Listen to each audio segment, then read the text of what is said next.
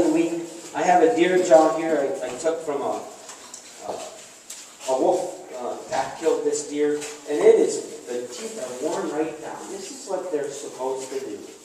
Our average deer shot by hunters are 2.5-year-old deer, and you can see the age by looking at the wood of their teeth. So they're supposed to eat the old and sick to keep the herd healthy and strong, and good genetics being passed on. But I will also add that they will eat the unlucky as well. So I say the weak, the young, the sick, the old, and the unlucky. And if you look at this, and by the way, here's another great thing to do if you ever collect animal scat. This is a real sample of wolf scat. And some poor grad student figured this statistic out up here, and actually had to dig through all of the scat and found out what hairs were from what animal. So 55% of their diet is deer. The next one, which is fascinating to a lot of people, is beaver. Beaver is their next biggest, most important food source.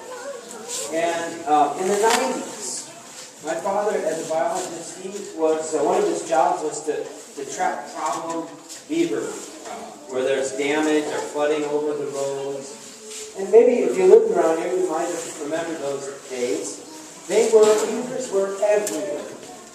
90s were minus the wolf, essentially. There weren't very many around. And so wolves, as they came up, they moderate this species as well. It's an ecological balance. Similar to how fishers control porcupines. And then snowshoe hare is another one. It's a common food source that has makes up part of their diet. They even eat wood. This is a picture from up the road from my place of a wolf taking a log, one log at a time, off of a bear bait. And here's one of the complicated problems. This is also from that same location. We bear hunt, and we can bear bait in this state for bear hunting. And so this is a picture of a bear and a wolf eating together. I guess what I learned from this is never put nature in a box. I can say they do this or they do that, but they'll always prove us wrong. The problem with these bear baits and our depredation on dogs, in particular hunting dogs, is that these bait places are where bear hunters are releasing dogs to go train or to chase bears. And they're also places where wolf packs are moving their pups to feed. And so we have then a problem where a dog is barking and running through a wolf territory, and that wolf is protecting its pups, kills that hunting dog. It's becoming a real big problem. Now, just like a lot of animals, they typically hunt. They'll eat everything till their gut's full. They'll rest for a few days. They'll go back, eat some more. There's nothing left. If you look at this hair sample in this scat, there's no meat in here, no bones. It's all hide. And there's not a lot of nutrients in a hide. I call it the colon cleanse.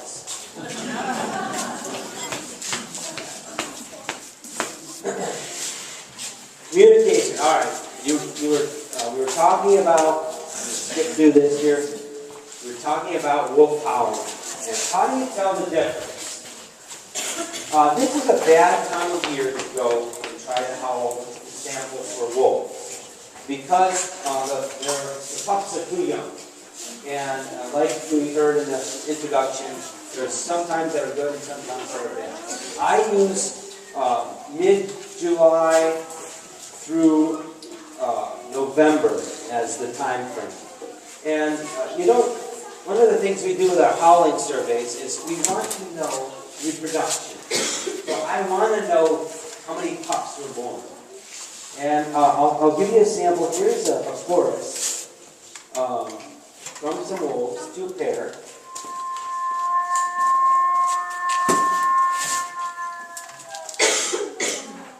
Low.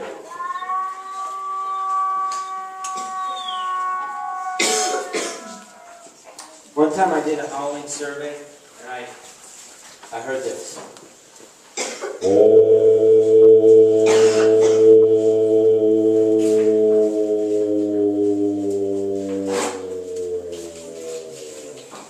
It was so low. It's joking finally. The alphas have the low call. So if you hear a low call like that, you got the alphas.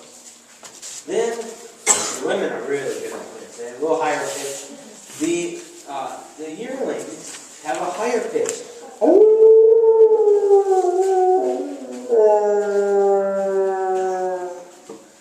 And the pups, I'm not going to try. The pups are right here. We'll see.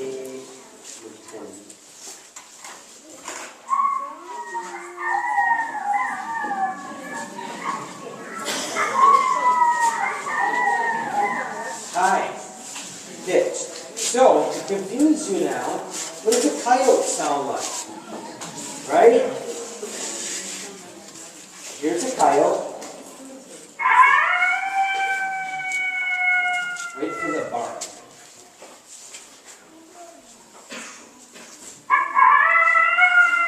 Real common. So how about a pack of coyotes?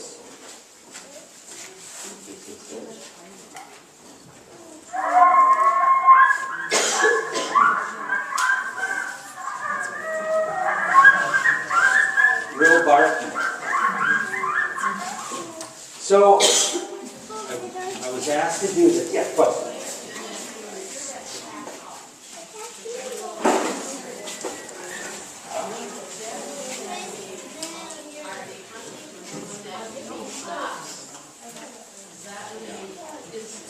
The question is, what do the calls represent, so to speak, if that's good to wrap up on that. Well, there's several things that a wolf call does. One is it says, "This is my territory. Occupied, stay away." So, if I was a lone wolf and I'm walking around looking for a mate, I may call, and ooh, occupied, I'm not going over there. So they're testing, marking territory is one. They'll also communicate amongst the pack in a hunt. So they'll maybe howl just to find out where people are in a drive. And they will literally do a deer drive or an elk drive to find the weak one out of that pack, to focus in on their energy on one. And then the pups are just plain. And this is why July, August, September is the best time to howl, because the pups start first, and then the yearlings, and then the alphas follow. So it's one of those ways to survey how many pups are in there.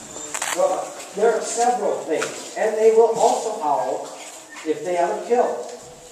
Like if they've made a fresh kill. I've heard coyotes howl after a fresh kill. So a mixture. They don't always howl at the moon. That is not a real statistically based thing. It turns out, though, a lot of animals move more during a full moon. And so they have more successful hunts during a full moon, but they're not howling at the moon. So, let's do it. I'm going to divide